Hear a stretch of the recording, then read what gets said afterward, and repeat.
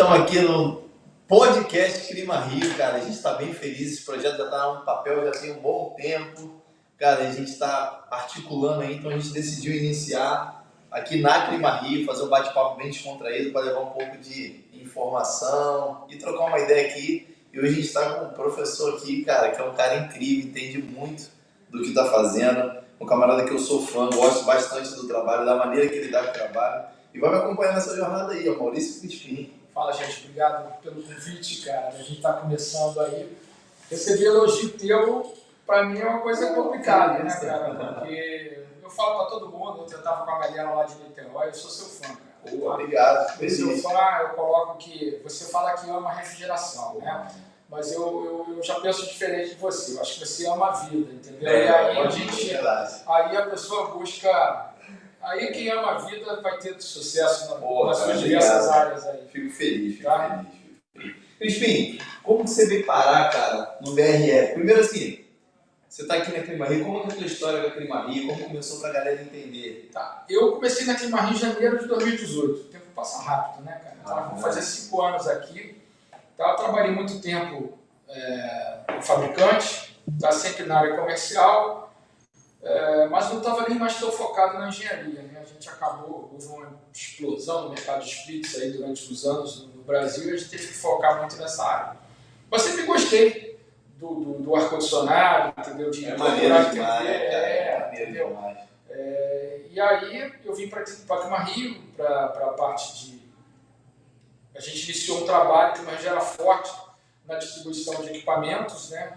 E a gente estava querendo focar também, enxergando o mercado na distribuição de equipamentos de engenharia, né? Que esses equipamentos hoje aqui que a gente distribui são os splitões, o VRF e os fancoils, né? Então a gente tem os fancoils e fancoletes. Legal. A gente busca também ter alguma coisa de fancoil. Pessoal do shopping lá precisar trocar o fancoil. Aquele fancoil de 5, 7,5, são máquinas feitas sob encomenda. A gente busca ter em casa aqui para atender uma demanda mais rápida. Assim, eu até vi outro dia que alguns shoppings pedem para cada 10 anos, obrigatoriamente, o lojista trocar o fancoil. Eu peguei há um tempo atrás, foi no... Não sei, não lembro se foi no Hot Shop, foi algum shopping desse, que estava no caderno técnico a obrigatoriedade de trocar a cada 10 anos. Eu falei, cara, mas a máquina está em perfeitas condições. Eu não consigo entender isso, né? Porque o fancoil é a máquina mais simples, né? E tende a ter uma vida útil maior, né? O fancoil é a máquina mais simples que existe, né? Ventilador e serpentina. Fan, ventilador, né? Coil e serpentina. Então o fancoil é serpentina e ventilador, ela não tem nada. Então uma máquina que, tendo uma manutenção adequada, a vida dela é muito maior do que 10 anos. E eu tentando argumentar com a administração do shopping, eu medi a vazão da máquina, mostrei que a vazão era de catálogo, que estava de catálogo, ou seja, nem obstrução da serpentina tinha nada, a máquina estava muito inteira. Cara, a gente mediu o delta T do evaporador, abertura e fechamento de válvula, rotador. A gente evidenciou um bom funcionamento da máquina. O cliente satisfeito? Satisfeito, mas o shopping tem que trocar. Falei, não, beleza, tudo bem. Vamos trocar, a regra tem que seguir, tá? Quando a gente trocou. Eu vejo que o pessoal parte do princípio que a maioria não faz a manutenção adequada e exige isso, né? Mas porque o fancoil realmente com a manutenção adequada, a vida é muito longa. Não está sujeito à corrosão, né? Não está do lado de fora, né? Sim. Como um condensador. No Brasil, realmente, um condensador sofre muito, a área litorânea, né? Esse negócio todo. Aqui, então, no Rio. Crispim, nessa parte aí, a parte do VRF, essa parte que você, como falou agora, que veio para fomentar esse mercado, né? Você está aqui há 5 anos. 5 anos para cá, a gente pode então levar em consideração que você faz parte desse crescimento também. Sim. Você ajudou e acompanhou esse processo. Cara, o que a Clima Rio fez aí, além de te contratar e trazer essa visão de negócio? O que ela fez para poder isso melhorar o mercado, isso poder se expandir mais? Porque veio uma baita de uma tecnologia, eficiência energética, coisa que a gente vem buscando. Mas também não é tão simples, né, cara? Tem alguns gargalos aí que a gente... A gente sempre tem muito apoio da indústria, né? Então, a gente está buscando qualificar cada vez mais o nosso time comercial e também fomentar também a formação dos profissionais que atuam no mercado. Essa, para mim, é a parte mais importante. Então, a gente está buscando tentar fazer vídeos instrutivos, como gerar um fluxograma, legal, isso é legal. uma introdução ao VRF. Os fabricantes têm procurado fazer eventos. No canal da Clima Rio mesmo, aqui onde a gente está, já tem uns vídeos seus. Acho que tem, cara, acho que tem. Se não, tem lá no meu. Lá. Se não tiver, o teu é qual? Maurício Crispim com HVRF. Pô, galera, fica ligado aí, tem uns vídeos lá de software, lá, essas paradas lá, bem legal. E dimensionamento, de tubulação, que a gente dá uma aula bem legal. Eu não cheguei a ver ela toda não, vi uma parte que você me mandou, mas achei bem interessante, cara. Acho que o caminho é esse aí. E você acha que a revenda, ela e a indústria estão fazendo um bom trabalho em relação a qualificar o profissional? Ou você acha que a gente pode... Fazendo tá, mas acho que a gente pode melhorar bastante ainda. O pessoal tem que melhorar bastante, tá? Ainda acaba... As informações necessárias para o refrigerista não estão totalmente puras. Não está muito claro ainda. Entendeu? O cara... Eu tô forçando o fabricante da gente começar a disponibilizar manual de serviço. Cara, para que prende o manual de serviço? Eu não consigo entender. Você chega hoje, o cara te dá um manual de projeto, que permite que você instale o VRF, né? Mas o manual de serviço, os erros, os procedimentos, eles ainda costumam esconder meio que as 7 chaves. Geralmente eles liberam só para o profissional que fez curso. Tá? Mas os cursos hoje estão limitados a capitais, né? Porque o fabricante ele quer que seja no centro de treinamento dele. Isso é difícil para muita gente. Então, mas olha só, eu tenho uma linha de raciocínio, eu tenho certeza que você tem essa visão também. Cara, se o cara, o instalador, ele já está mexendo sem o manual. Sim. Ele já tá lá tentando resolver o BO dele, que na emergência não adianta. Não seria mais viável esse cara mexer com acesso a essa informação? Com certeza, cara. Mas hoje, o que a gente está fazendo, né? Tenta conseguir os manuais, passa para o parceiro. Mas hoje a grande ferramenta que tem sido para resolver o sufoco, um eventual sufoco que a gente está em campo, é o Google, cara. É o Google com o YouTube. Então o YouTube, deu erro H7, a informação hoje está bem... Deu erro P6, vai ter sempre um colega nosso que vai postar, gente, estou aqui, deu esse erro tal, resolvi dessa maneira. Então, cada vez mais, cara, tá mais fácil para se conseguir as informações, independente de estarem disponibilizando esses manuais que eu tenho certeza que a gente vai conseguir. Eu acho que a gente já está conseguindo, está melhorando, mas eu acho que se o fabricante mesmo, todos os fabricantes, viessem muito tirando e falassem assim, cara, vamos brigar sem segurar a informação, tipo assim, vamos dar informação mesmo para os caras, deixa os caras trabalhar. Eu até entendo que alguns tipos de equipamento, porque é o seguinte, Crispim, hoje o cara vai numa padaria e tem um VRF. O supermercado tem um VRF. Então assim, pequenos mercados, o cara já contrata o cara da loja ali para ver o VRF dele. Ele já tem, às vezes, o cara que presta serviço para ele, entendeu? Você não pode dizer hoje que VRF é uma obra de grande porte. É verdade. Você falou, uma padaria, às vezes o cara pode botar um VRF para dar conta residência. de 2, 3 pisos de teto, tá? Uma residência. Então, não tem... o mercado hoje, tá? O mercado de VRF até um tempo atrás, ele era um mercado que ele era das indústrias direto, tá? Das indústrias faziam a venda direta e das grandes empresas de engenharia, os credenciados. Ou seja, isso era muito mais fechado. Muito mais fechado, havia um medo do fabricante, o preço dos equipamentos era maior também, você barateou bastante, né? Com economia de escala a gente ganhou competitividade aí, mas ele era um mercado de empresa de engenharia.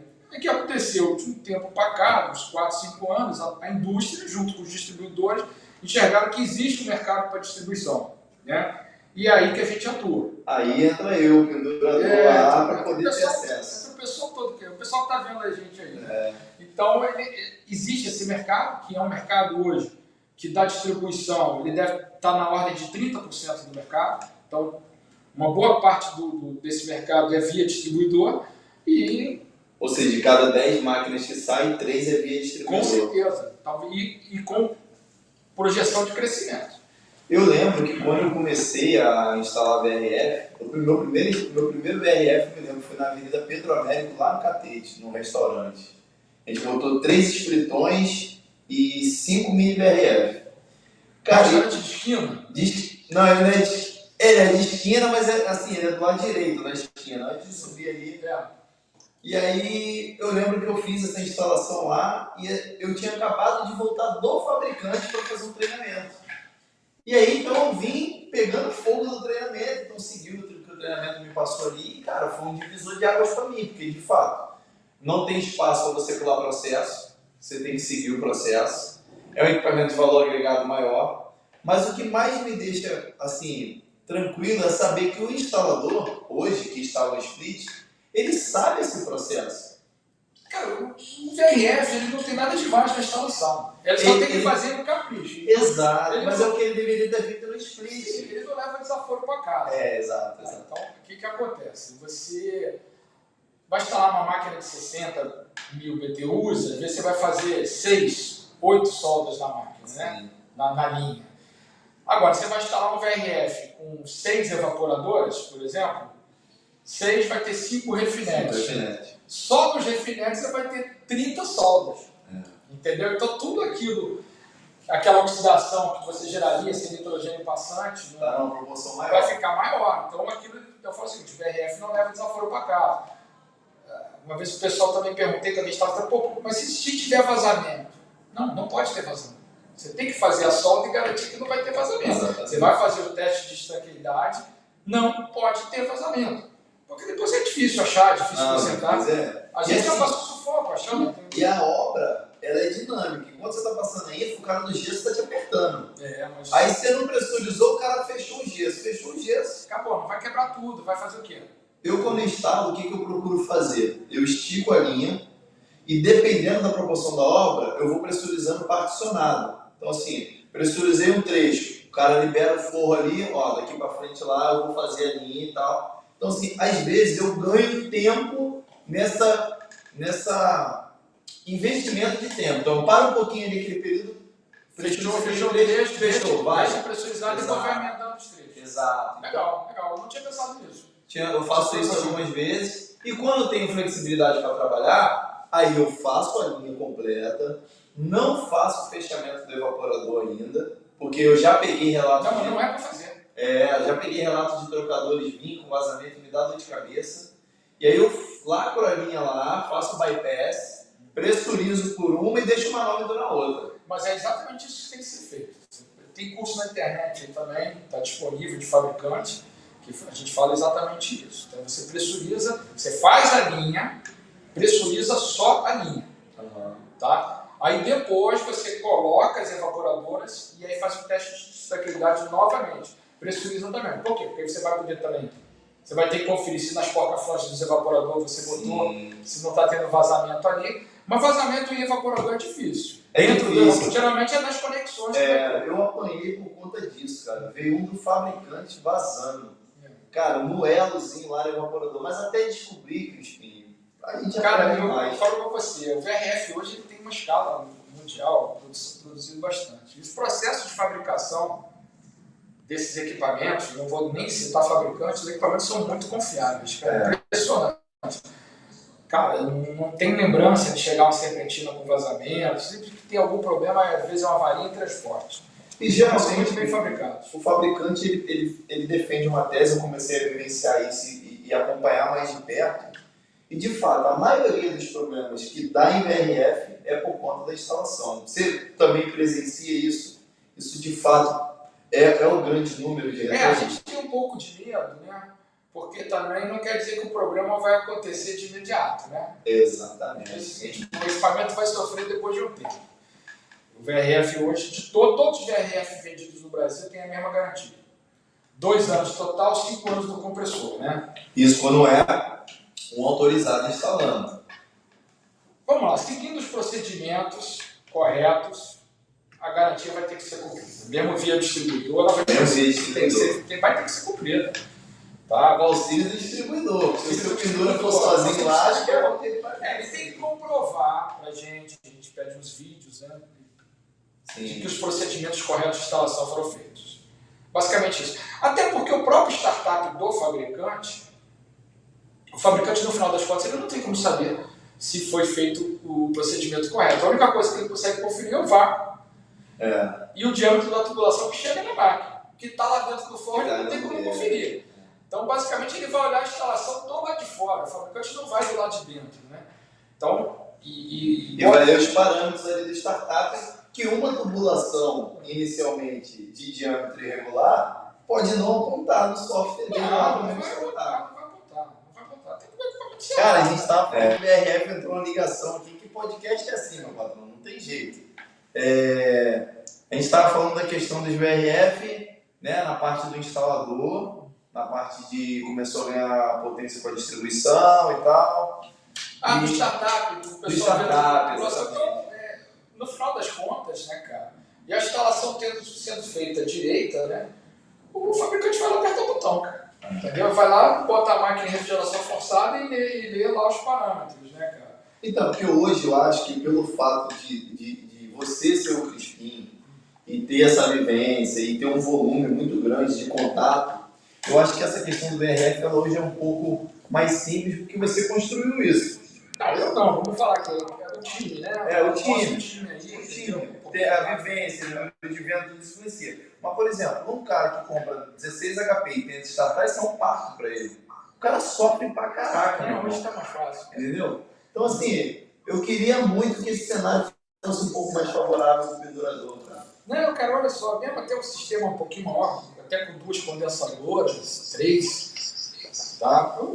Dificilmente rola via distribuição sistemas de 3 condensadores aí numa única linha, né? Mas vamos falar sistemas até 44, 46 HP.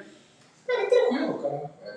Você vai mexer em 3 chip switch lá e a máquina vai rodar, cara. Entendeu? Dificilmente vai dar algum problema. Às vezes ela não reconhece, é um fio que não tá, um cabo que não está bem conectado, mas é isso aí tudo, de vez em quando apanha, mas resolve rápido. Ô Crispim, eu tenho uma pergunta para te fazer. Essa é a pergunta que todo mundo faz, e a gente já conversou sobre isso, e a gente não se compara em algumas situações.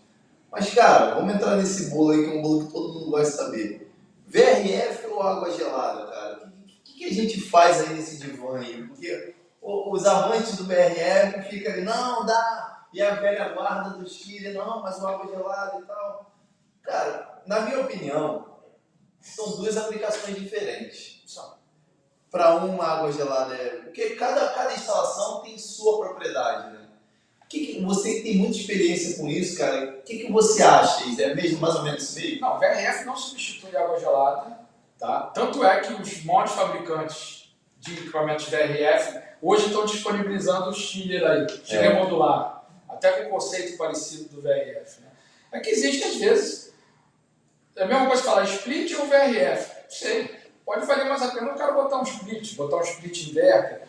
Então, o que acontece é que é um equipamento que tem uma versatilidade muito grande, uma gama de evaporadoras muito grande, então ele pega parte do mercado de split, parte do mercado de multi-inverter, o mercado dele especificamente, e em alguns momentos o mercado de água gelada. Mas eu não tem como, você não vai ver. É porque a galera quer dar uma forçada na barra. Mas não tem grandes instalações, entendeu? Por exemplo, aquele negócio que a gente falou, né, cara? Água você leva para qualquer lugar, né? VRF pode ter até 1,5 km de tubulação, é difícil, beleza, mas... Tem o óleo para carregar. Mas você chegar, a água gelada você leva para qualquer lugar. Então quando você fala, vai ter 90 metros de desnível, pode botar o VRF? Pode, mas vai ter uma perda de rendimento, que isso não tem milagre. Não tem milagre. Agora, em água gelada, meu amigo, bomba você leva para qualquer lugar. Então, você está falando, uma vez eu comentei com você aquele edifício lá em Dubai, né? Eu não sei qual é a marca do ar-condicionado, não sei qual é a capacidade do ar-condicionado, mas eu tenho certeza de uma coisa, é água gelada. Você leva água gelada para qualquer lugar. Hoje você pega um aeroporto. No aeroporto você tem quilômetros de corredor. O aeroporto de Dubai, cara, ele tem um metrô dentro do aeroporto. Como é que você vai condicionar aquilo sem ser com água gelada? Não tem, vai botar equipamento em tudo quanto é canto. Você precisa ter água gelada, precisa ter uma casa de máquinas, uma CAG, um controle centralizado. Você não pode sair botando condensador em tudo quanto é... Sem contar que a temperatura externa lá, assim, lógico, o chiller a ar, ele sofre tanto quanto o VRF. Mas com chiller a água também, cara, eu sou fã do sistema de condensação a água. Eu acho que Lógico, você tem aquela questão do apelo de utilização de água, você tem uma perda de água Você tem uma perda de água considerável. Mas, cara, o rendimento da máquina... No Brasil é o seguinte, você perde água por evaporação, né? Mas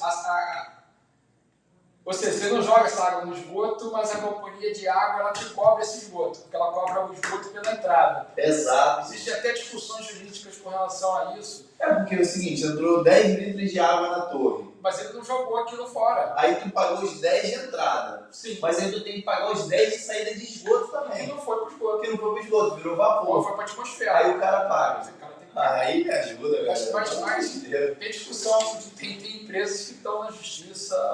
Cara, mas não faz sentido esse assunto, entendeu? É porque é o seguinte, tem como menos, lógico, uma variável, por causa da questão atmosférica, mas... É justamente isso. Tem como justificar... Como é que você vai avaliar... Quanto de água evaporou? Teria que pedir o que entrou na torre, a maioria você evaporou, alguma coisa você tem a renovação. Né? Não, mas tem um estudo aí que, se eu não me engano, posso estar falando besteira aqui, mas acho que é 10 litros por hora por TR. Eu acho que é em torno disso. Então você pega 500.000 TR. É pauleira. Não, é um consumo de água absurdo. 10.000 litros por hora. É muita coisa, né? É muita coisa. Mas também varia de acordo com o tempo. De acordo com o tempo, com as condições atmosféricas, entendeu? Isso aí é verdade. Mas assim, pra você ter ideia, aqui no Rio, eu tinha um contrato ali no Rio, cara, que as máquinas eram condensação a água, cara, de 79, o compressor original. Eu tenho certeza absoluta que se fosse condensação a água, ela não ia estar atuando ainda. E era um condensador Tube. E tava lá, Tava lá, cara. Tava lá. Mas era o que? Um apartamento? Não, era um prédio comercial mesmo, ali na Presidente Antônio Carlos, se eu não me engano. É um prédio grande e a torre bem cuidada. Tinha alguns problemas de obstrução por conta da oxidação já interna da tubulação, entendeu? Mas assim, operava. Tanto é que algumas máquinas, por uma manutenção errônea, que a máquina era uma guerreira, cara, o compressor hermético. Quantas TR que era? Tinha máquina de 7,5 TR e tinha máquina de 12,5 TR. A de 7,5 TR era um compressor só. 12.2. 12,5 era um de 5 e de 7,5. E tinha algumas de 5 também. Então o andar era dividido em alas. Então descia a pomada de água condensada, resfriava tudo e voltava. E eu fiz muito processo de retrolavagem. Para quem não sabe, retrolavagem é a limpeza química da tubulação interna. Mas assim, eu fiquei fascinado. Eu falei, cara, no sistema A, no Rio de Janeiro, com o calor que a gente tem esses verões inteiros, já teria. Né? Não seria... Você vê algum malefício na água? Não, cara, porque você concentra, preserva toda uma fachada, né? Por exemplo, hoje tem uns edifícios lá na Barra, de alto padrão, que eles utilizam VRF água. VRF água, tem bastante. A gente está falando que não caiu em desuso, é verdade. Tem VRF água. É verdade. E algumas empresas estão fazendo justamente o retrofit, né? Do selfie, você pega, tira o selfie e bota um VRF água no local. E uma coisa que eu vi que é bacana é que um trocador desse tamanho aqui, ó, um VRF desse tamanho, te dá capacidades incríveis. Porque ele utiliza um trocador de placa. Cara, você tem vários evaporadores. Aí fica o compressor, o trocador de placa, o condensador e a linha saindo para ir para os evaporadores. A máquina não vai ter que ter aquela serpentina enorme, né? A máquina é bem menor. É bem menor. Então, assim, você com uma areazinha, com um DML, cara, uma areazinha de 2x2, você bota um VRF para climatizar o carro. Foi fantástico com relação ao selfie, né? Que o selfie era barulhento, né? Era barulhento. Então você tinha que fazer uma casa de máquina, toda forrada acusticamente, esse negócio todo. Cara, eu me sinto em casa trabalhando com selfie. Quer me deixar feliz e me botar. Mas aí que tá, cara, o pessoal pegou e substituiu o mercado. O mercado de selfie era o maior mercado de ar-condicionado do Brasil nos anos 90. Até os anos 90 era o maior mercado de ar-condicionado central. Era self-contained. Chegou a vender self-contained? Vendi. Quando eu comecei, o produto que a gente mais vendia na área comercial era o self-contained. Porque era unânime, né? E os dois grandes mercados de self-contained eram banco, tá? E também telecomunicações, né? Banco é muito. Mas telecomunicações tinha muito, mas a gente acabou que os equipamentos de telecomunicações reduziram muito a necessidade de condicionamento. Então, mas hoje o mercado de banco é muito bom. Só que o self-contained tem uma coisa que só ele tem e que facilita muito a vida do cara da manutenção. O self-contained, praticamente todos os componentes do equipamento estão no evaporador. Por quê? Lá no evaporador do self, até por isso que o nome é self-contained, quer dizer, próprio, self é de você mesmo, ele é todo autocontido, quer dizer, que tudo está lá dentro. Por exemplo, um self é água. Um self é água, ele não tem nada externo.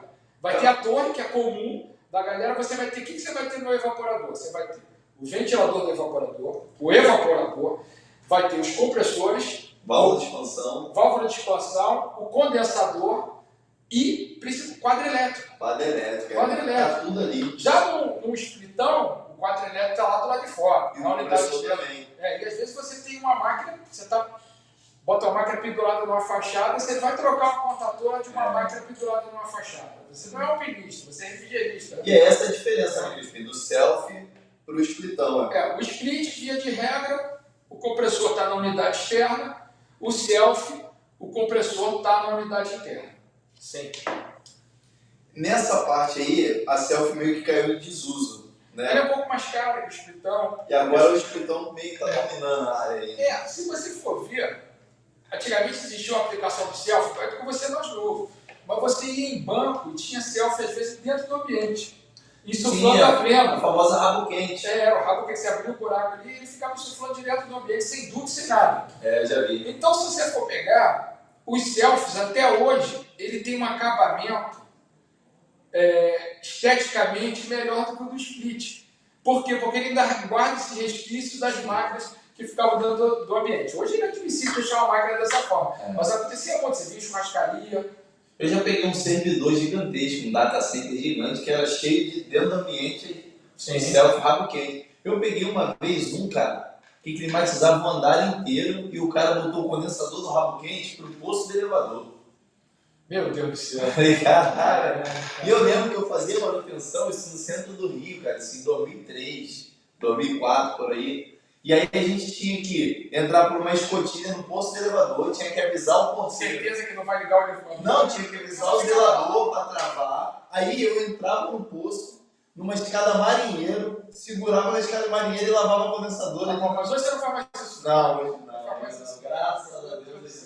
Tá doido. É só história mesmo, mas já passou. Mas para você ver como é que a gente... É que a gente vai falando, vai passando os filmes, né, do que a gente já viveu. E Crispim, hoje... Muita gente está migrando para o VRF. O instalador de split, o sonho do instalador de split é entrar no VRF. Eu tenho o seguinte, o básico bem feito, eu vivo do básico bem feito. Não tem que inventar. É o básico bem feito. O que é o básico bem feito hoje para mim? Ser pontual, ser honesto com o cliente, chegar com estrutura para trabalhar e vender e entregar de fato o que eu vendi para o cara. E ter paciência. E ter paciência. Tem uma hora que tem que ser, a gente estava até brincando aqui, tem uma hora que você tem que administrar ali, né? Cara, eu tô olhando propaganda é boca a boca, né? Entendeu? A gente pode investir em marketing, fazer um monte de coisa, mas a gente chegou onde chegou e é o cliente, um indicando o outro, Rio, esse negócio todo, então a gente tem que procurar entender as demandas do cliente. Cara, o cara não precisa sonhar com instalar VRF não. Mas a galera sonha. Cara, é chegar... Qual é o caminho, Crispim, para esse cara que está vendo a gente hoje, está ouvindo aí no carro, nesse podcast? Qual o caminho para esse pendurador que é MEI, está ali, querendo entrar? O caminho é ele ter o cliente. O primeiro passo é esse. O primeiro passo é ter o cliente, ter a demanda. Tá? Não falo só porque aqui na Rio, outras empresas também vão fazer isso. Ninguém vai abandonar o nosso parceiro instalador. Até porque a gente sabe que o pessoal ele tem expertise na instalação. Muitas vezes ele não consegue fazer um fluxograma, então a gente tem que dar esse apoio, às vezes ajudar no dimensionamento da máquina, dizer para ele qual é o ponto de força correto, né? Todas essas informações elas saem no fluxograma, tá? Mas não tem que sonhar não, hoje é uma realidade. Então quer instalar VRF, primeira coisa, se garante instalando split, se garante fazendo o procedimento correto, tem a ferramenta adequada, tem um PPU, né? Porque não pode ser com turbotoche, não dá porque o diâmetro da tubulação é maior, entendeu? Então não tem. Então, tem as ferramentas adequadas, tem uma bomba de vácuo, tem um vacômetro. Isolamento elastomérico. Sim, mas aí já faz parte do insumo da tua instalação. Mas o cuidado de aplicar. Vamos partir do princípio que você conseguiu a instalação, então vai fazer, mas tem que ter o cliente e as ferramentas. Né? Cara, isso é verdade. E aí o cara, se tiver uma boa vontade, se tiver aquele discernimento e falar assim, pô, cara, eu quero fazer um trabalho legal, meu primeiro VRF. Cara, às vezes ele faz até muito melhor do que muita gente experiente aí. O cara faz com cuidado, com carinho. Cara, geralmente esse pessoal que é o MEI, a empresa é ele mesmo. Né? Entendeu? Então ele tem muita preocupação com o próprio nome, é ele que está na obra, né? Já às vezes uma empresa. Eu falo o seguinte, cara, às vezes uma obra de médio porte, uma empresa menor, a qualidade do serviço com a empresa menor é outra. Porque, pô, é o cara que está lá instalando. É o dono. Não, já que outra empresa maior, você vai chamar alguém, é pelo supervisor, entendeu? Sim. Então, você que fecha, você que orça, você que instala. Você que dá garantia. O cliente vai ligar para você, que dá garantia, esse negócio todo. Então, cara, tem muita gente boa aí. Tem muita gente boa. Tem uma galera que eu conheço aí que, assim, eu sou a favor do seguinte: hoje a rede social ela ajuda muito. Se eu fosse o fabricante, que eu sei que ele também busca mão de obra boa, eu começava a fazer esse monitoramento via rede social.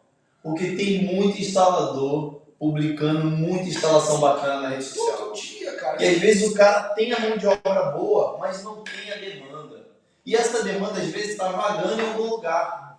O fabricante e a revenda, também vou incluir a revenda nisso, poderia ficar ligado através do setor de marketing, através dos próprios consultores mesmo. Pô, esse camarada aqui tem potencial. Mas a gente indica, cara. Muito pessoal, tem uma obra lá em Goiânia, que não sei o que, passa com o parceiro. Legal. O negócio chega pra gente, uma cotação, a gente entra junto com o parceiro. Legal. Pelo Brasil todo, entendeu? A gente, o nosso grande cliente, cara, é o instalador. Eu falo que o pendurador ele move o mercado, o pendurador ele tem um poder gigante na mão. Um poder gigante. E cada vez menos, né? Esse que é o especializado, cada vez menos ele vai estar trabalhando no drywall, ele vai acabar, o cara fica pegando, aí, cara, vai sair da residência, ele vai para a padaria, vai para o mercado de pequeno porte, que ele pode fazer uma câmarazinha também, entendeu? Então, você acha que um dia, Crispim, a gente vai ter um mercado maior de VRF do que de drywall? Não? E de multi? Você acha que o multi vai ultrapassar o drywall? No multi eu acho que vai. Multi ultrapassar o drywall?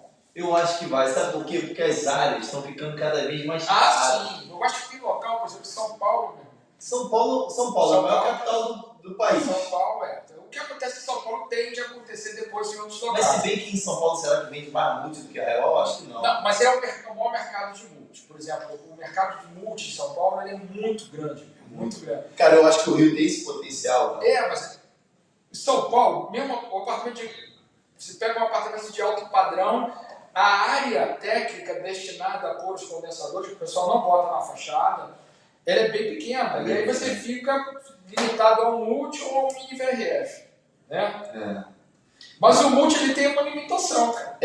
5 evaporadores e o fabricante tem 6. Você no mini você bota 9. Até 11, pô. Tem 7 HB, bota mais, entendeu? Mas hoje tem mini VRF de 27 mil BTU. Que você bota 4 evaporadores. Entendeu? Então, dificilmente no VRF a limitação vai ser a quantidade de evaporador. Geralmente você vai esbarrar primeiro na simultaneidade do que na quantidade de unidades internas. O teu problema vai ser de fato ali o que você tem a simultaneidade, até porque os fabricantes eles costumam limitar a 130. E no multifabricantes eles limitam a 150%. Entendeu? Então, acaba tendo essa flexibilidade. Se o cara souber usar a simultaneidade também, ele ganha umas boas obrinhas aí no discernimento, não, Crispim? Sim. Porque o cara consegue, usando a inteligência e o que o equipamento te dá, entregar um custo menor para o cara inicialmente. Agora, residência tem que tomar cuidado. Porque são menos evaporadores, então você tem que conversar com o cliente, entender a exata demanda dele, para depois não ficar o visto pelo visto, né, cara? Não, o instalador ele tem que ter discernimento de saber aplicar essa simultaneidade. Por exemplo, eu hoje só aplico simultaneidade em residência. Em multi-split. Em ambientes comerciais, quando o cara quer botar um multiplique, por exemplo, num console odontológico, onde essa carga térmica é muito agressiva. Funciona no mesmo horário. Exatamente. Aí eu trabalho numa capacidade nominal. Exatamente a mesma coisa.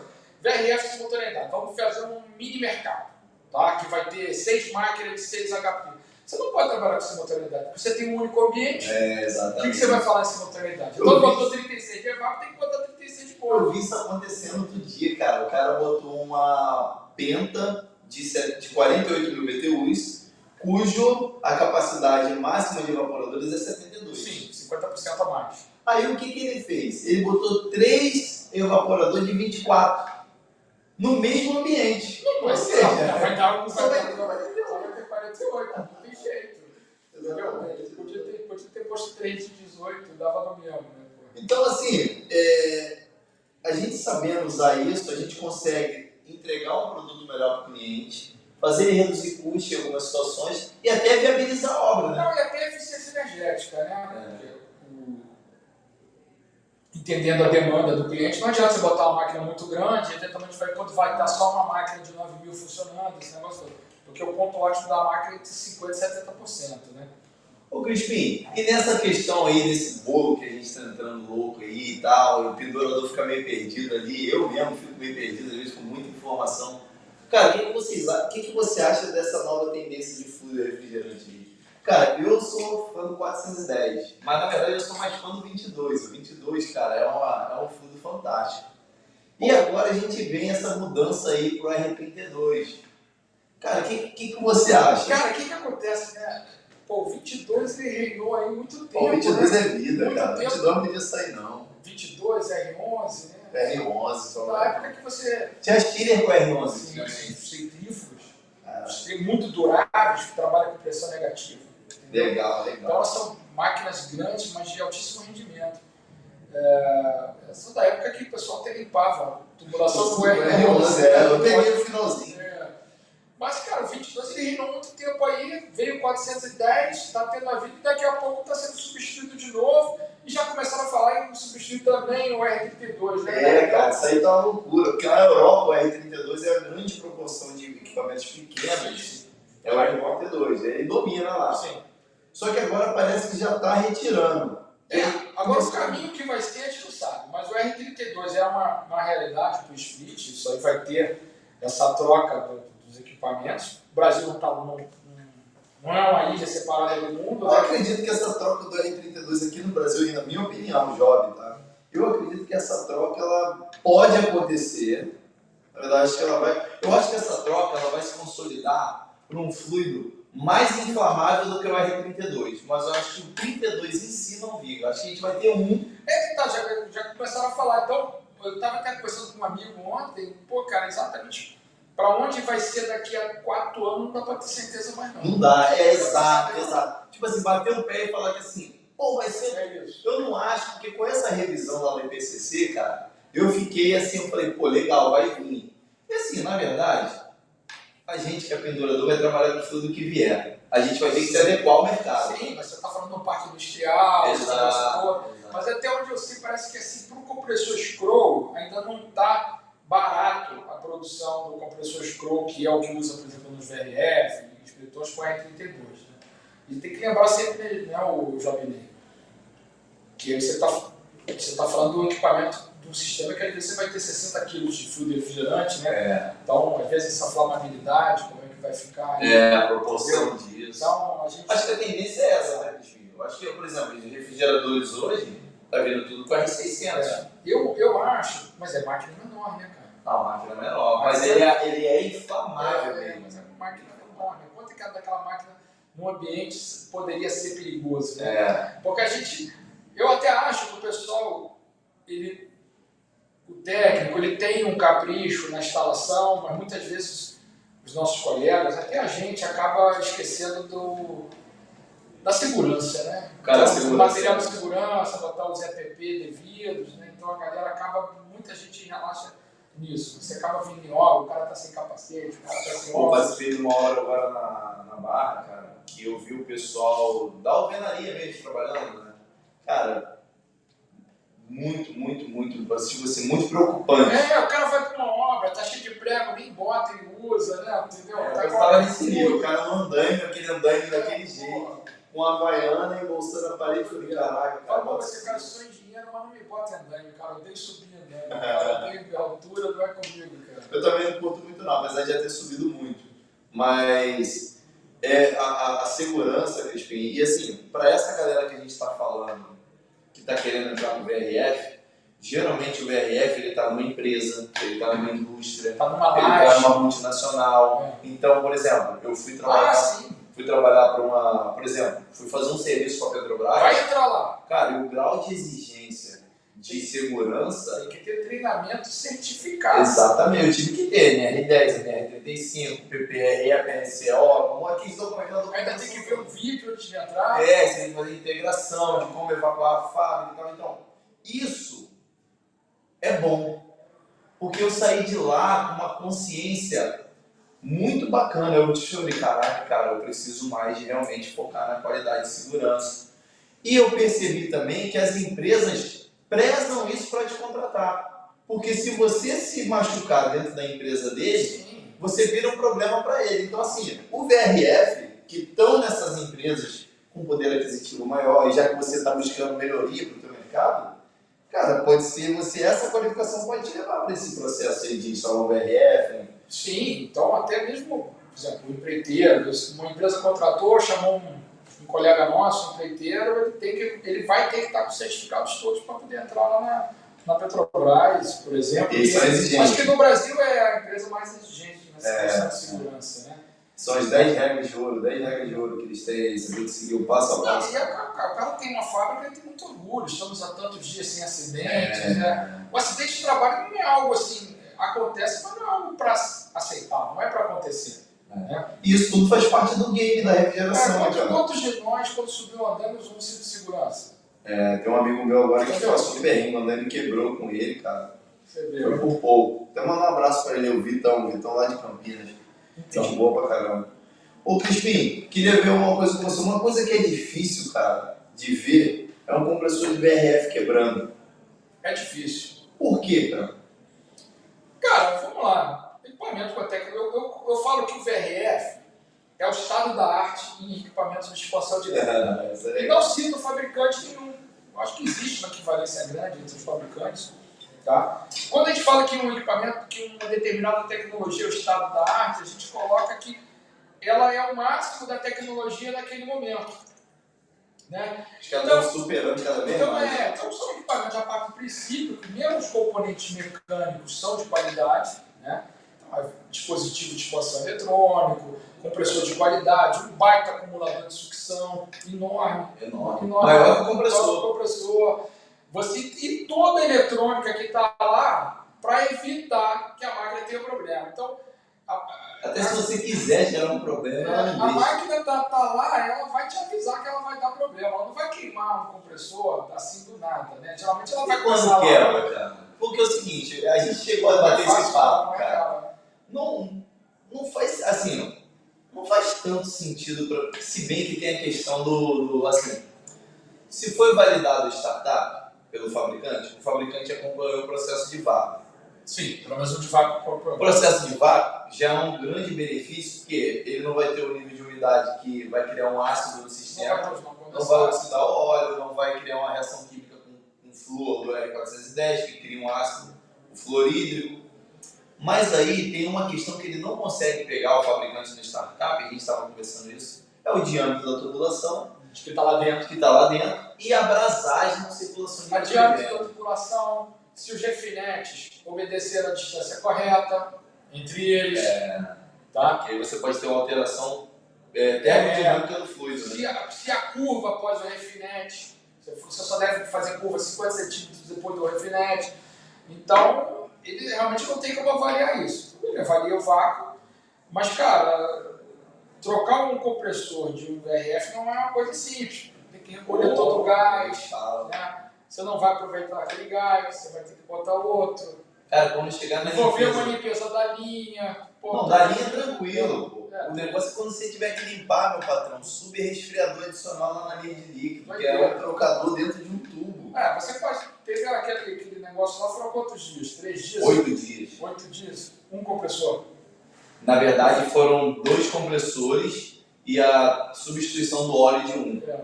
E aí e ainda tem essa, né? O óleo é um óleo polivinílico, que custa aí hoje em torno de uns R$700 o litro. E aí é o seguinte, cada compressor pega 3,6 litros. 141B. 141B gastou uns 20 mil, não gastou? Pô, né, cara? Então não é para trocar. Não é para trocar. Felizmente tivemos apoio do fabricante, né? Também. Mas, cara, essa limpeza de 140B, isso não tá passando muito na minha garganta, cara. Porque é o seguinte, um filtro DF e um DA, cara, daria para tratar esse sistema, cara. E eu vou fazer esse teste.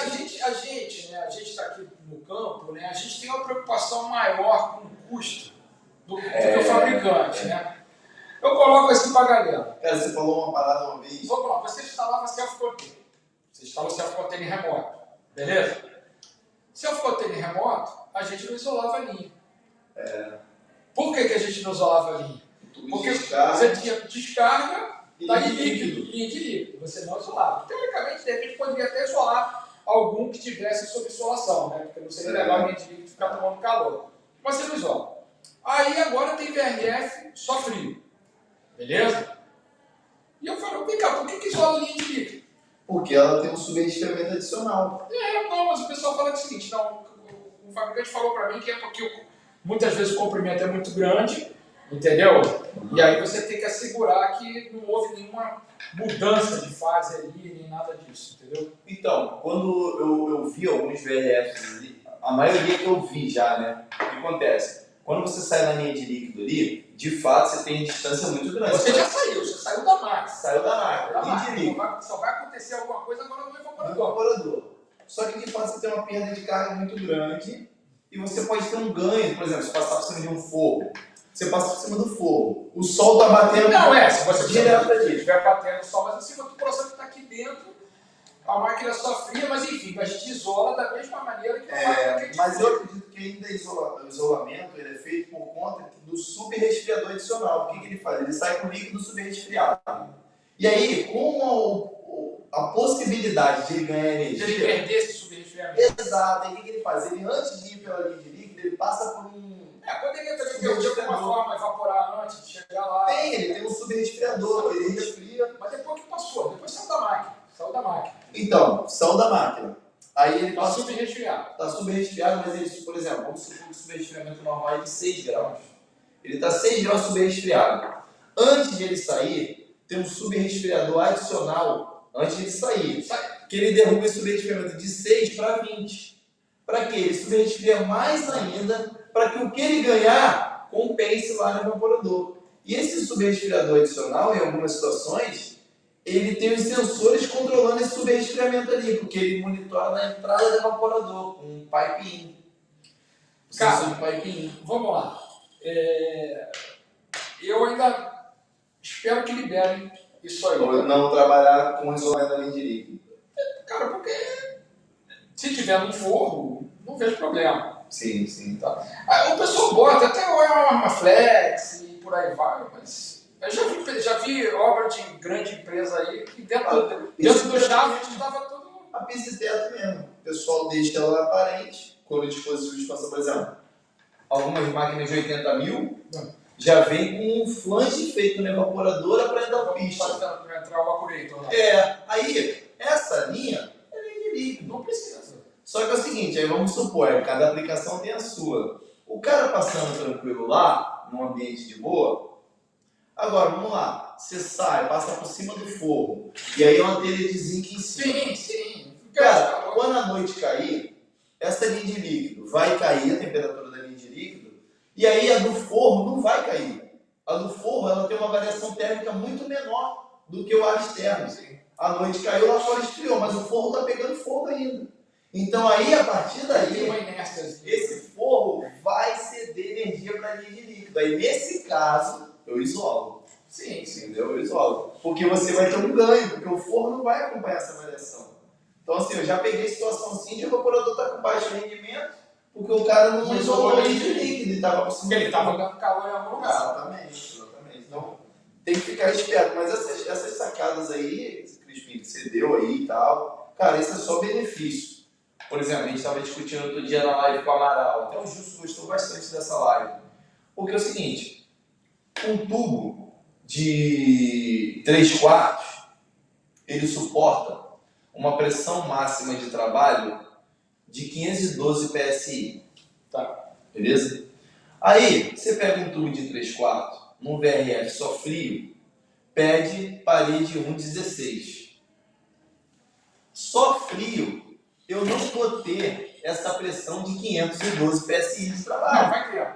Não vai ter nunca. Por que eu preciso botar uma parede 1,16? Sim, teoricamente, a receita de bolo é para facilitar, né? Um VRF quente e frio, Aí, beleza. a linha de líquido às vezes vira... A pressão pode trabalhar altíssima. Vai trabalhar altíssimo, porque ela vai estar funcionando em ciclo reverso. Agora, uma máquina só fria, na linha de líquido, tá? Ela não vai estar com pressão. Só que eu não sei como é que fica a pressão quando a máquina está desligada. Vai ficar, por exemplo, vou botar um exemplo, uma máquina com uma temperatura de 40 graus aí. A máquina está desligada. Porque Ela ela vai equalizar a temperatura. Ela vai ficar em torno de 300 PSI, eu não estou com a tabela aqui agora, vai ficar em torno de... Não vai ser... Mas que não é uma pressão baixa.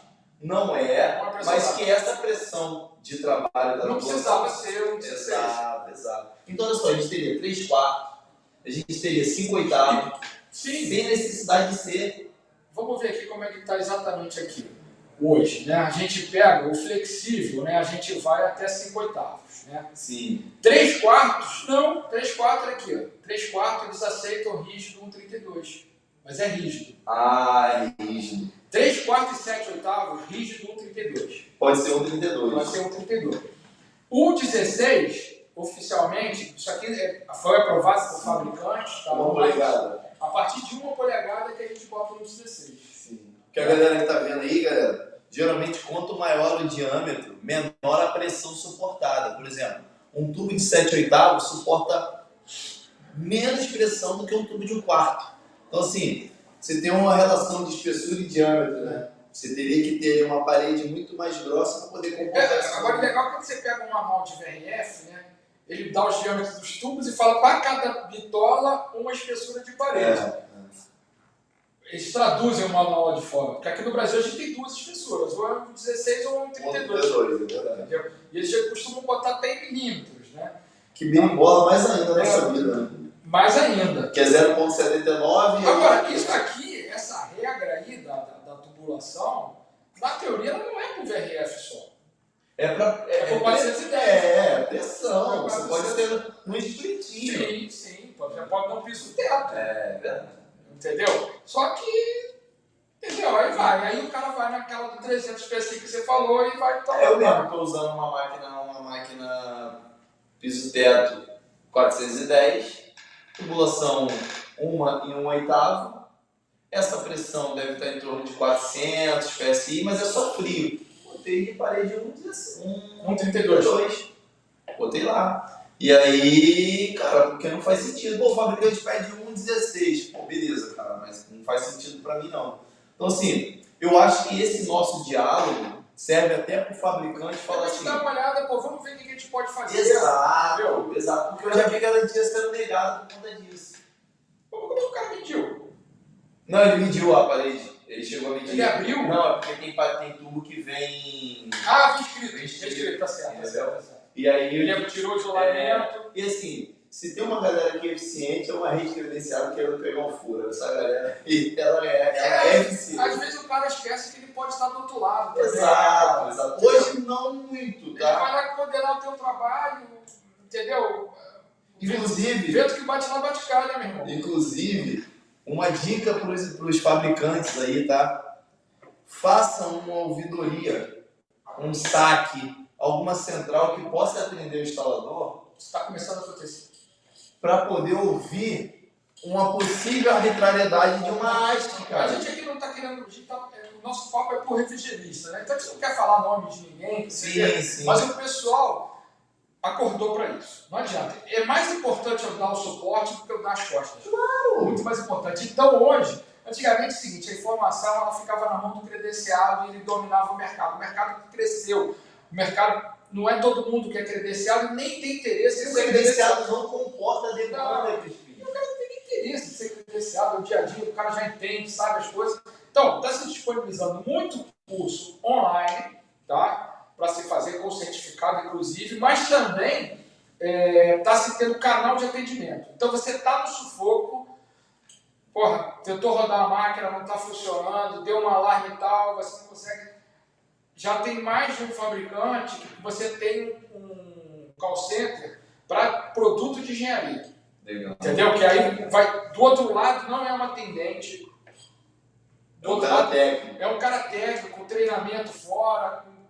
Vai ter um especializado do outro lado para te dar o suporte. Isso é legal. Não é uma atendente, porque ela vai ter a limitação dela. Já tem algumas marcas que já tem isso rodando, mas aí entra um outro detalhe. Agora, o pessoal queixa que não é muito fácil de falar, às vezes demora. Eu ligo às vezes para alguns e vejo que alguns atendem. Só que é o seguinte, existe também, galera, uma sensibilidade que tem que ser imposta nesse trabalho. Porque é o seguinte, vou dar um exemplo, tá, Crispim? O que aconteceu aí? O camarada pegou uma máquina, uma condensadora de 12.000 BTUs, e ele me marcou, falou, Jorge, olha aqui a situação. Eu liberei o fluido, depois de pressurizar a linha, fazer o vácuo, na hora de liberar o fluido não saiu nada. E ele filmando, me mostrando. Olha aqui, ele pegou o fluido, botou um pouquinho, quando ele colocou o fluido, cara, um furo na condensadora. Não era culpa dele, aquilo foi do transporte, não tem nada a ver com a instalação dele. Solda do próprio fabricante mal feito. Pode acontecer. Cara, beleza, ele fez um vídeo antes, acionou a garantia. Negar.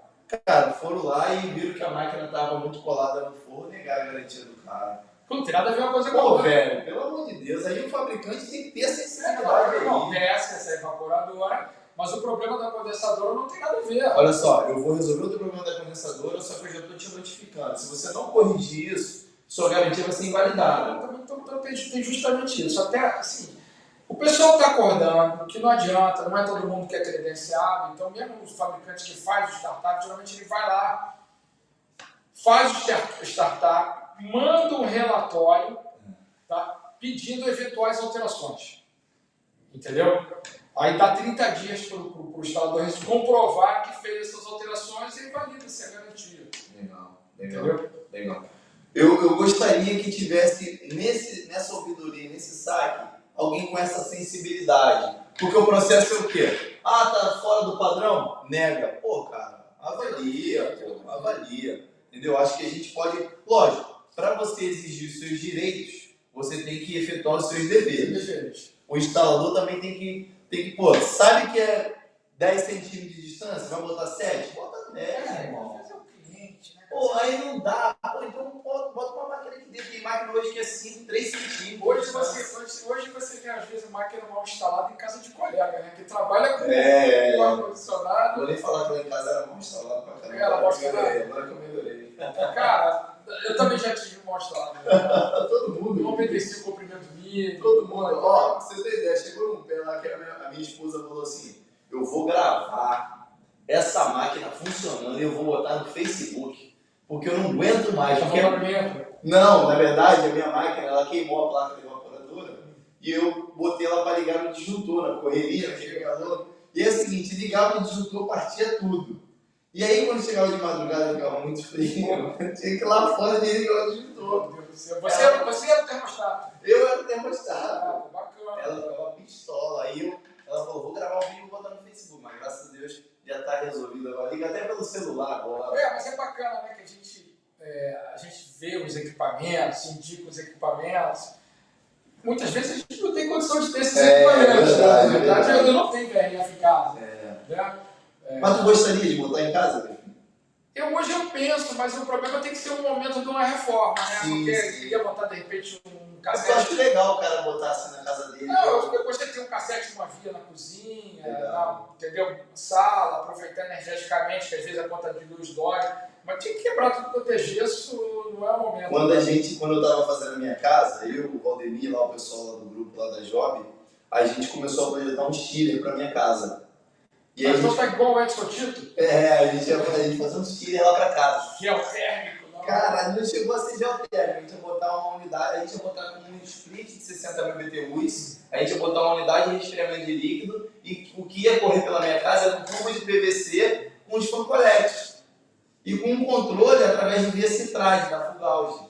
Então, assim, cara, ia ter modulação de válvula, cara, ia ser uma parada maneira. Mas aí obra é uma loucura, né, cara? Quer saber? Eu vou botar um monte aí, vambora, eu vou ter um monte de Não, teve uma vez um colega, até o Toshio, tá? Ele numa feia brava, né? Bolou um negócio que foi muito bacana. Era um piso-teto que estava condicionando o stand, tá certo? E aí, o condensador, botamos um condensador com trocador de placas, e aí ele aquecia uma piscina que tinha do lado de fora. Legal, isso está sendo muito usado. Entendeu? Você com o calor rejeitado que você está usando para resfriar a tua casa, você aquecer a piscina. Você tem na tua... A gente fez isso lá na empresa. Hoje não tem mais. Tirado. Quase deixado lá, cara. Que fala, cara. Cara, a gente aquecia a água da caixa d'água. Cara, eu não te visitei ainda, cara. Eu tenho que ir lá. Tem que ir lá. Caxias, né? Não, agora a gente vai fazer um sistema lá, e aí você vai lá. A gente vai botar um VRF lá na escola com um sistema locking. A gente não vai usar abrasagem. Ah, tá. A gente vai botar ele todo. Esse é o caminho, né? Vamos lá, tem fabricante que está apostando muito nisso, porque realmente... Mas você não pode soldar. Você vai botar, por exemplo, pega um CD de GLP. E o cara tem um baita do setor administrativo praticamente dentro do coração. Porra, cara, vou te falar um negócio. Teve uma vez que a gente vendeu um VRF, tá? Que instalou, aqui foi um parceiro nosso, o Jean. Lá, numa cidade aqui no interior do Rio de Janeiro. O cara era um provedor de internet, tá? E aí eu usava os equipamentos para resfriar os racks dele. Ele tinha alguns splits lá e a gente foi substituir esses splits por VRF, botando evaporador da mesma capacidade, os splits ficou mais como backup. Cara, eu não pensei, tá? Então eu dei a instrução pro Jean, pô, cara, você toma muito cuidado, pelo amor de Deus, com essa solda, que você não pode, porque o sistema não parou. E todos aqueles hacks de eletrônica lá, falei, cara, se der alguma zebra e tiver um incêndio lá, você me liga para você não aparecer mais aqui e eu também não, entendeu? Porque a gente não tinha condições. Agora, qual foi o grande erro? Eu não precisava ter posto o refinete para ele soldar.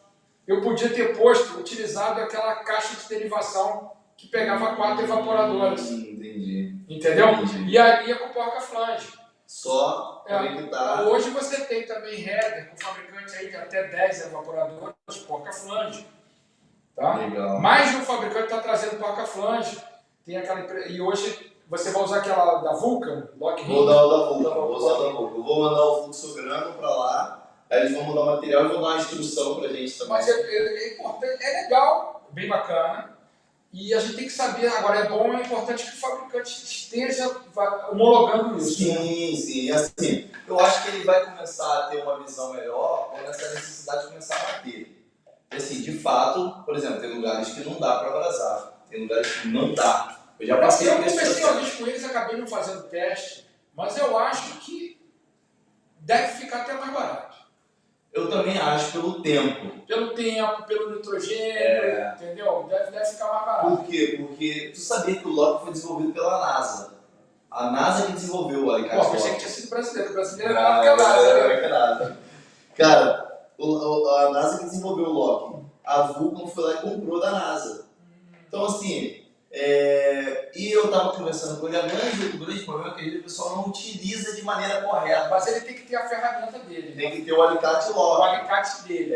Porque tem um fabricante de ar-condicionado que botou seria tipo isso, né? Que eles chamam de DGT, que aí você faz com chave mesa. Você não precisa nem ter ferramenta especial. Eu já vi. Entendeu? Não precisa nem ter ferramenta especial. Marca só com a canetinha. Ela tem até um vídeo mostrado no canal. Mas isso também com VRF limitado, com capacidade limitada. Você tem isso para grandes também? Porque não, o problema não é a capacidade do VRF, isso é o diâmetro da tubulação, né? Então, o que vai ser proporcional.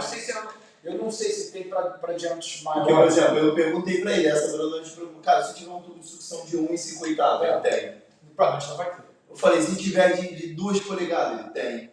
Aí eu falei, pô, calma aí, estamos entrando no jogo, vamos lá, pô. Porque é o seguinte, já viu para abrasar um tubo de 1,50 em algumas situações? Esse é o cara bom, né, também, né? Cara, bravo, às vezes é bravo. Então, assim, são tendências que vão aparecendo e a gente vai experimentando, vai vendo, aprendendo todo dia. Eu quero ver isso aí, quero conversar com eles também, cara. Vamos, cara, vamos. Inclusive, você pode até um dia acompanhar lá. E podemos botar aqui para distribuir isso. Cara, eu acho que é um bom mercado. Será que, por exemplo, inclusive ele pega no Refinet? Pega no Refinet. E assim, tem vários já procedimentos que eles já desenvolveram visando essa aplicação. Então, assim, teve uma empresa que não você emenda 2 tubos do mesmo diâmetro e não faz nada. Tem que dar só o mesmo diâmetro exato. Mesmo diâmetro. E se quiser alterar o diâmetro, tem um diâmetro aqui e outro maior. Entendeu? Cara, tem uma gama gigante. Eu gostei. Fica um acabamento maravilhoso. Maravilhoso. E é o seguinte, você tem a possibilidade, cara, de...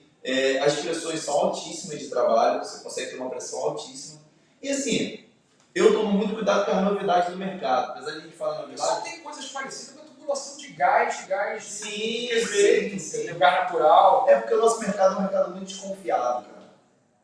É muito desconfiado. E você deve ver isso até hoje no VRF. Sim, o pessoal fala direto do multi, né? Também. O multi quebra um, vai quebrar pra tudo. Tem um colega nosso, o Anderson, não tem problema falar dele, das pessoas, o Anderson Bruno, e fala, porque quantas geladeiras você tem em casa? Quantos motores tem o seu carro? Entendeu? Então... O cara falou, cara, você pega 5 pessoas e bota dentro de um carro pra ir viajar. Tem um motor só, você tá botando 5 negros lá dentro. Você tem medo de botar um multi na tua casa? Quebrar a geladeira também é um problema tremendo, né? Só não tem uma geladeira reserva porque tem medo da sua quebrar. Outro dia numa live eu falei, tu tem 2 geladeiras, cara? Jovem, aqui em casa eu tenho 3. Eu falei, aí você tá de sacanagem. Não, mas agora pelo menos eu tenho uma geladeira, mas eu tenho a cervejeira também, né? Isso aí faz parte, né? Não tem jeito. Eu acredito que você tem a cervejeira também. Ainda não tenho, não. Mas tem freezer. Tem um freezerzinho lá direto. Quero ter uma adega, mas... Que eu também quero, inclusive, ter uma live no Café com o Job sobre a adega, que foi muito legal. Depois a gente troca essa ideia. A gente pode fazer um podcast sobre a adega. Alguém fala, uma adega é uma geladeira? Cara, eu vi uma parada bem bacana. Parece que ela tem alguns dispositivos. Cara, o que mais me chamou de evitar a vibração de qualquer jeito do compressor, porque a vibração estraga o vinho. Exato, cara. O som estressa o vinho. Eu falei, mas esse vinho é pra gente, cara. É verdade. Esse vinho. Pô, eu tomei sangue de boi já. Pô, vibração muito, cara. Mas muito. E teve um outro detalhe que aí me fascinou. Ele falou, Jorge, se você tiver uma umidade muito baixa, a rolha resseca, o ar entra pela rolha no vinho e oxida o vinho. Eu falei, putz, velho, caraca, que maneiro. Aí eu comecei a ficar fascinado pela aplicação. Eu falei, opa, calma aí, controle de umidade, temperatura. Mas o vinho, cara, vinho bom eu tomo na casa dos outros. É verdade. Eu tenho uns amigos aí que gostam, lá em casa tem que ser, lá em casa é mais ou menos. Aquele vinho, aquele que não precisa de adega. Aquele que não precisa de adega. Aquele que dá lá na geladeira junto com alface. Geladeira junto com tudo. Show. Comprou, já bebeu no mesmo dia, vai no supermercado. Hoje mesmo é dia de vinho, né? Talvez. Hoje é um dia de vinho, pode ser. Tá frio no Rio de Janeiro. Hoje é um dia de vinho. Bom, Cristian, eu acho que, cara, bacana a gente iniciar aqui o primeiro podcast Clima Rio. Vai ser muito, você vai participar muito disso aqui, você faz parte desse processo também. Cara, eu gosto pra caramba de bater esse papo com você, cara, você é muito parecido comigo nessa parte. Você vibra pra caramba com a aplicação, vibra com o negócio funcionando, torce pra dar certo, gosta dessa emoção que o VRF dá, de o cara penar na obra e depois de startup, fica ligado atenção, o cliente em cima. Cara, o que eu gosto muito, assim, a gente dá um apoio às vezes pra um cara, num sábado, entendeu? Porque eu sei que eu atendo, porque eu sei que não vai ser demorado, é tranquilo.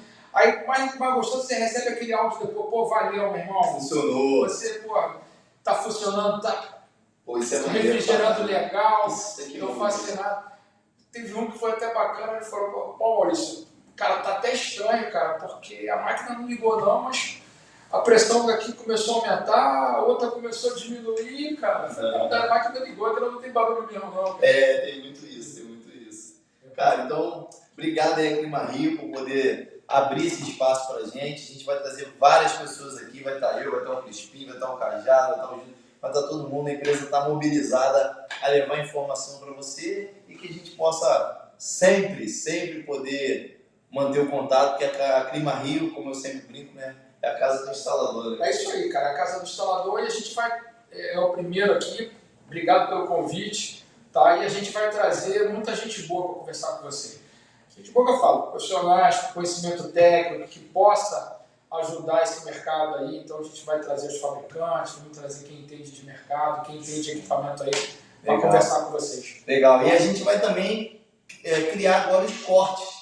Como a conversa é uma conversa, um bate-papo longo, para quem quer ver no carro, ouvir no podcast, vai estar no Spotify, vai estar no canal da Clima Rio também. A gente também vai providenciar os cortes, então você vai ter trechos dessas conversas aqui com o Crispim, de 1 minuto, 2 minutos, que é bem interessante, o cara pode ver, são os trechos bem legais, então a gente vai disponibilizar aí, beleza? Um abraço, fiquem com Deus e até a próxima. Até a próxima, gente. Valeu. Porra, show, meu amigo, muito bom, cara. Foi bom? Porra, muito top.